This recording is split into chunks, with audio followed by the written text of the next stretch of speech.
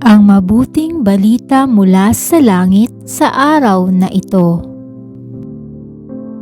Pagunita sa mahal na Beren ng Fatima.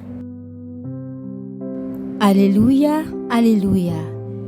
Birhing Mariang mapalad, dapat magpuri ang lahat sa iyo at sa iyong anak.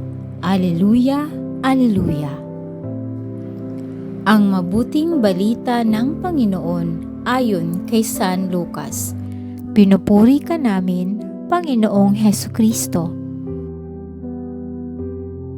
Noong panahong iyon, samantalang nagsasalita si Jesus sa mga tao, may isang babaeng sumigaw mula sa karamihan at nagsabi sa kanya, "Mapalad ang babaeng nagdala sa iyo sa kanyang sinapupunan at nagpasuso sa inyo." Ngunit sumagot siya, "Higit na mapalad ang mga nakikinig sa salita ng Diyos at tinutupad ito."